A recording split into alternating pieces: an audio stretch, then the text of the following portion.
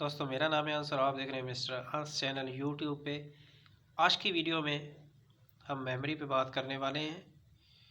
तो आपके पास temporary memory मौजूद होती है और परमानेंटली वाली भी। जो आपकी टेम्परेरी मेमोरी है उसने उनको प्रोसेस करना है जो कि ऑन टाइम चल रहा है काम। लेकिन जो आपकी परमानेंट मेमोरी है वो कंप्यूटर के बंद होने के बाद भी आपका डाटा स्टोर करती है। तो सबसे पहले तो मेमोरी के बारे में देखेंगे। Memory is an area of a computer that store data. सबसे पहले तो वो कहते हैं कि मेमोरी कंप्यूटर की वो जगह है जहां डाटा स्टोर किया जाता है। एंड इंस्ट्रक्शंस, और जो आपकी इंस्ट्रक्शंस हैं उनको स्टोर किया जाता है। सबसे पहले तो डाटा को स्टोर किया जाता है और साथ में इंस्ट्रक्शंस को स्टोर किया जाता है to be access by processor, जो कि प्रोसेसर ने एक्सेस करना है। जिनको प्रोसेसर एक्सेस करने के बाद उस पर कुछ फंक्शंस परफॉर्म करेगा और फिर आपको आउटपुट देगा, as well as the results of processing. Processor ने उन पे प्रोसेस करना है, उनको एक्सेस करना है, फिर आपको रिजल्ट्स भी देने हैं प्रोसेसिंग करने के बाद। इट कंसिस्ट ऑफ वन और मोर चिप्स ऑन मदरबोर्ड। आपकी जो मेमोरी है, मेन मेमोरी है, अगर आप देखें तो आपको रैम की सूरत में दो चिप्स मिल जाएंगी सीपीयू के अंदर, यानी कि सिस्टम यूनिट के अंदर। और some other circuit boards in the computer. Simple यही है कि आपको मदरबोर्ड के अंदर, मदरबोर्ड के ऊपर सिस्टम यूनिट के अंदर मेमोरी मिल जाएगी। जो मेन मेमोरी है या हमारी जो मेमोरी है वो किस तरह डाटा सेव करती है, उसका स्ट्रक्चर क्या है। The main memory of a computer consist of thousands और millions of cells of storage. ये सेल्स पर मुश्तमिल होती है। Each cell store a bit. हर जो सेल है उसमें एक बिट स्टोर होगा।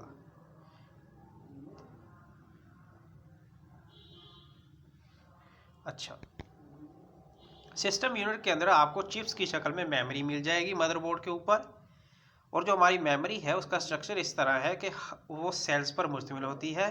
हर सेल एक बिट जो है वो स्टोर करता है। वन बिट कैन रिप्रेजेंट 0 और 1। वो 0 और 1 को रिप्रेजेंट करते हैं। Bit stand for binary digit, और बिट जो है ये बाइनरी डिजिट का मुखफ़फ़ है। The memory cells are logically organize into groups of 8 bits known as byte. एक बाइट जो है उसमें 8 बिट्स होते हैं और उन बिट्स में एक एक हमें मिलेगा 0 और 1 की शक्ल में डाटा। Each byte in the memory has a unique, यहाँ आप देख सकते हैं memory cell organized as bytes. ये हमारा एक बाइट है, 8 बिट्स हैं, उनमें डाटा सेव किया गया है। Each byte in the memory has a unique number assign to it. हर बाइट जो है मेमोरी में उसको यूनिक नंबर मिलेगा। The number is known as the address of that byte, जो कि उसका एड्रेस होगा। एड्रेस जो है, हर जो हमारे पास बिट है वो या जो बाइट है उसका एड्रेस अलग होगा। The scheme of arranging the cells into a byte and bytes into memory chip is shown in the following figure। अगर इस फिगर पे बात करें तो हमारे जो बिट्स हैं ये मिलकर हमारा बाइट बनाते हैं और जो हमारे बाइट हैं ये मेमोरी बनाते हैं। तो मेमोरी के अंदर डिफरेंट बाइट्स होते हैं, तो वो बाइट्स एक्चुअली सेल्स की शक्ल में होते हैं। The number shows the byte number assign to a byte, it is also known as address of the byte. तो जो नंबर्स हैं वो हर बाइट का अलग होता है जो कि उसको रिप्रेजेंट करता है। जो हमारी मेमोरी का जो स्ट्रक्चर है, तो उस स्ट्रक्चर में हमने पीछे जो पढ़ा है उसका स्ट्रक्चर, तो यहाँ पे हमें बिट्स देखने को मिले, यानी कि 8 बिट्स। हमारी जो मेमोरी है एक्चुअली वो बिट्स से बनती है। बिट्स जो है वो बाइट बनाते हैं और जो बाइट है वो हमारी मेमोरी बनाते हैं।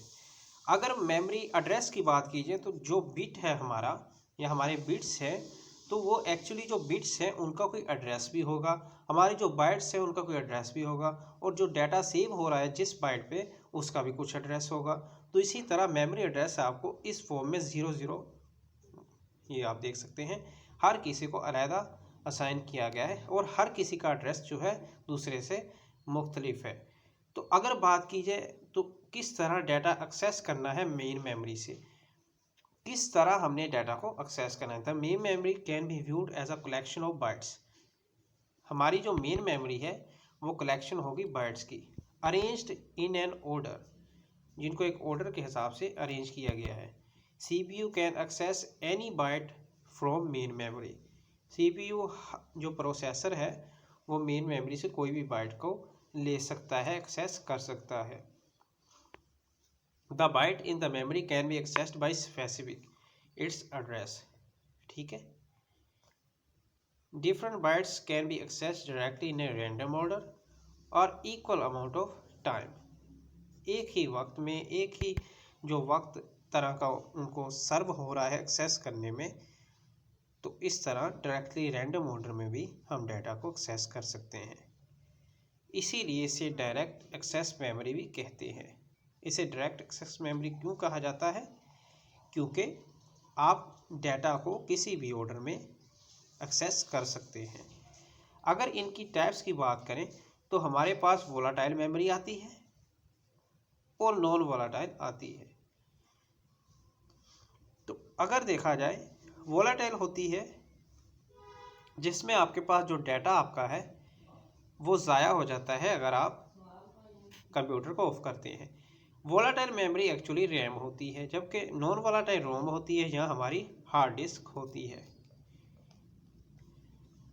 Volatile memory loses it's content when the computer is turned of. Computer को बंद करने से वोलाटाइल मेमोरी यानी कि हमारी जो रैम है वो डाटा को ज़ाया कर देती है। RAM is the most common type of volatile memory. सबसे कॉमन टाइप जो आप याद करेंगे वो है रैम। जो रोम है वो ऐसा नहीं करती, फ्लैश मेमोरी ऐसा नहीं करती, सीमोस ऐसा नहीं करती। यही हैं examples of non volatile memories in the computer. So we're gonna see in the next video. Goodbye for now.